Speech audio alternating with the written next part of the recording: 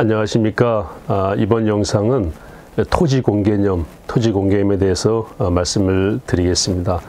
이 정부 여당이 이제 본격적으로 헌법 개정을 하려고 공식화하는 것 같습니다. 대통령부터 여당 대표 또 많은 여당과 또 청와대에 있는 인사들이 이런 부분을 거론하고 있는데요. 핵심 이슈로 떠오른 것이 바로 토지 공개념입니다. 토지 공개념에 대해서 한 3번에 걸쳐서 영상으로 좀 말씀을 드리겠는데, 첫째는 이 토지 공개념의 이론적 토대가 무엇인가 하는 것이고, 두 번째 영상은 토지 공개념의 법적, 제도적 문제점은 무엇인가, 또 세 번째 영상은 실제 사례를 근거로 이것이 어떤 문제가 있는가에 대해서 3번에 걸쳐서 나누어서 말씀을 드리겠습니다. 토지 공개념은 토지의 공공성을 위해서 토지 소유자의 권리를 제한하거나 어떤 제재를 가하거나 또는 거기에 세금을 부과해서 이제 그 공공성을 높이겠다 하는 것이고요. 거기에 부과된 세금으로 빈부 격차를 줄이는데 활용하겠다. 그래서 경제적 진보를 이루겠다는 것이 이 토지 공개념의 핵심 내용이 되겠습니다. 다른 세금은 다 폐지하고 토지에만 세금을 물린다. 그래서 이것을 토지 단일세론이라고 합니다. 이 토지 공개념을 처음으로 제기한 분이 헨리 조지라고 하는 분이고, 이분의 책 진보와 빈곤이라는 책에서 그것을 주장을 했습니다. 이 헨리 조지는 미국 사람이죠. 칼 막스와 동시대의 인물이지만 활동했던 곳이 미국이고, 칼 막스가 무신론자인 거에 비해서 헨리 조지는 성공의 기독교 신자였습니다.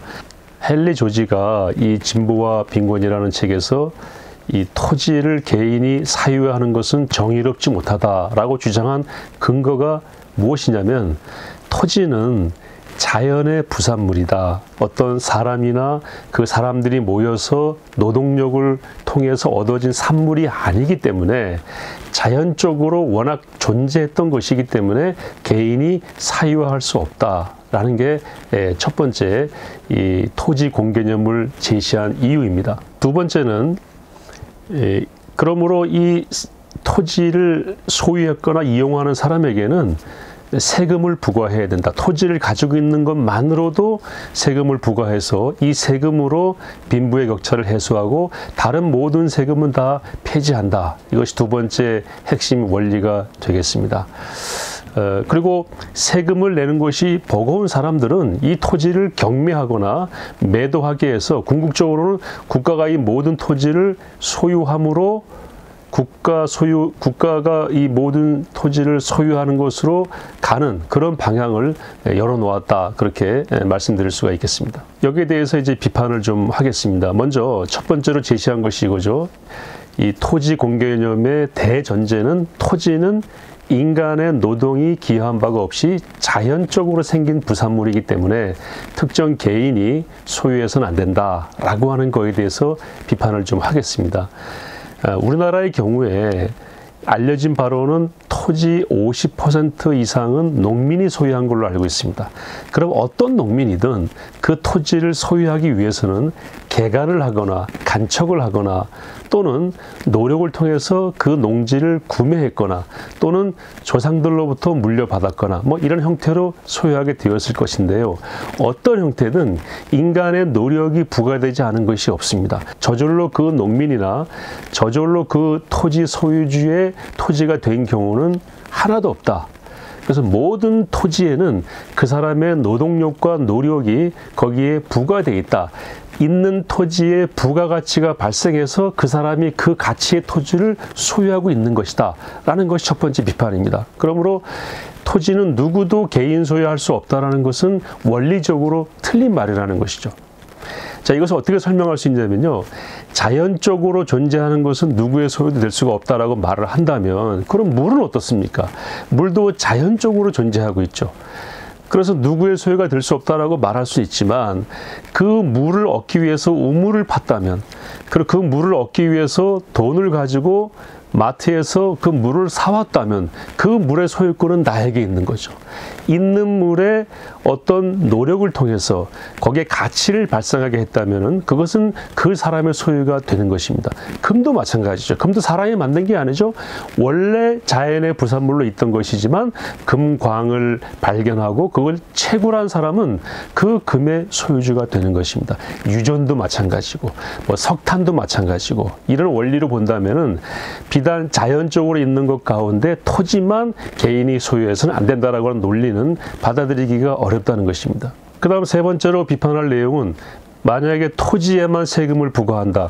근로소득세도 폐지하고 그 다음에 뭐 부가가치세도 폐지하고 재산세도 폐지하고 모든 걸 다 폐지하고 토지에만 세금을 부과한다 그러면은 이 땅에서 세금 내는 사람은 지주밖에 없을 것입니다. 그러면 땅을 가진 사람만이 세금을 내게 되면은 모든 사람이 세금을 내서 국가가 운영이 되고 또 복지에 활용을 하고 국방에 활용을 하고 해야 되는 현대 사회의 현대 국가의 그 운영에 이거는 맞지 않는 원리다. 오히려 사회 통합을 저해할 수 있다. 이렇게 비판할 수가 있습니다.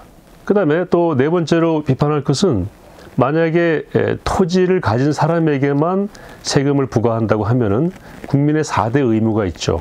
납세의 의무를 일부분만 감당하게 되는 그 부담을 갖게 되는 그런 불합리한 점이 있고요. 그리고 토지를 가지고 있지만 그 토지에서 소득이 발생하지 않는 사람이 있어요. 뭐 야산에 있는 토지라든지 또는 뭐 현재 개발 가능성이 없는 토지라든지 토지를 소유하는 것 자체만으로도 부담이 되는 그런 분들도 있을 거예요. 그러나 토지를 가지고 있다는 것 자체만으로 세금을 내야 한다면 소득 있는 곳에 세금이 있다라고 하는 과세 원칙에 어긋나는 것이죠. 모든 노동자, 어떤 노동자도 세금을 내지 않는데 오직 지주만 세금을 낸다. 그러면 지주는 소득이 발생하지 않는데 세금을 내야 되고 소득이 없는데 세금을 내야 되고 노동자는 소득이 있는데도 불구하고 세금을 내지 않고 그래서 소득 있는 곳에 세금 없고 소득 없는 곳에 세금이 있는 이러한 현대 조세제도의 원칙을 완전히 뒤틀리게 하는 것이다. 그래서 이거는 받아들이기 어렵다라는 것입니다. 그 다음 헨리 조지는 이 책에서 토지에만 세금을 부과하면은 생산비에 부담을 주지 않는다. 공장 돌아가는 데에는 다른 세금을 부과하지 않기 때문에 여타의 세금이 없기 때문에 뭐 공장에서 물건을 만들게 되면은 오히려 생산비가 올라가지 않는다. 이렇게 말하고 있는데요.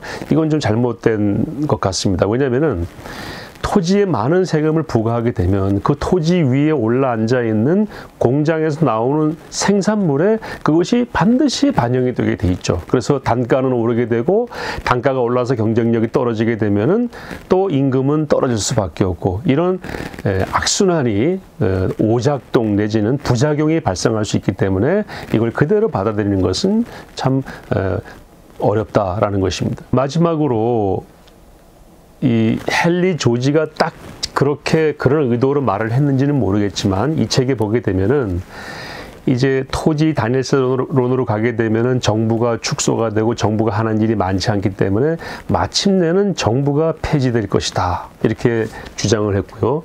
또 사회주의의 꿈을 실현할 수가 있다 이렇게 말을 합니다. 이 책에 그렇게 분명히 기록이 되어 있는데요.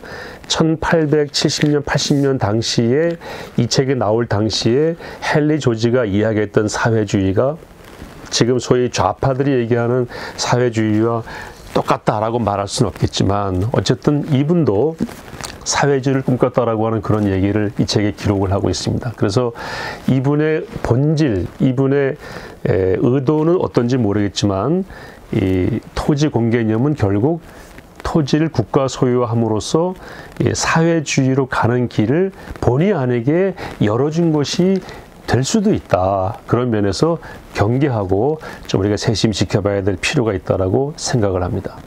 레위기 25장 23절에 땅은 토지는 영구히 팔지 못할지니라 라고 기록이 되어 있습니다. 그래서 이 토지 공개념을 성경에서 주장하는 것으로 가지고 오는 그런 주장들이 많이 있는데요. 그거는 또 많은 성경학자들은 그건 잘못된 적용이다 이렇게 주장을 합니다. 왜냐하면 구약 성경을 보시면은 토지를 지파와 또 가족과 개인에게 다 불화를 합니다. 그래서 토지 소유가 명확하게 이제 결정이 된 다음에는 이것을 영원히 팔지는 말아라라고 말씀하신 거. 왜냐하면 토지를 A가 내 토지를 B에게 영원히 팔게 되면은 생산 수단이 없어지잖아요.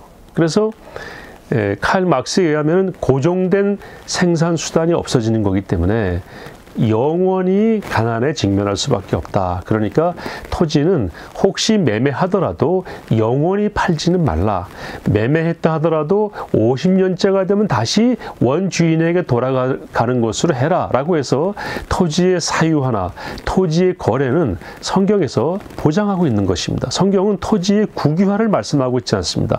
국가가 토지를 소유한 적이 없습니다. 이 말씀을 가지고 토지 공개념이나 토지의 국유화를 주장하는 그 논거는 적당하지가 않다라는 것이 또 성경학자들의 주장이라는 것을 말씀을 드립니다. 헨리 조지나 칼 막스 같은 분들이 140년, 50년 전에 영국과 유럽과 미국의 경제 상황을 두고 고민하면서 그 모순들을 해결하기 위해서 노력한 것은 저는 평가할 만하다고 생각합니다. 그러나 그 당시 경제 상황과 지금의 경제 상황은 전혀 다릅니다. 그리고 이 토지 문제나 이 경제 활동의 문제를 보완할 만한 부가적인 법령들은 지금 많이 존재하고 있습니다. 그걸 잘 운용하기만 해도 이러한 모순이나 아쉬운 점들은 충분히 해결할 수 있다는 것이 또 학자들의 주장이죠.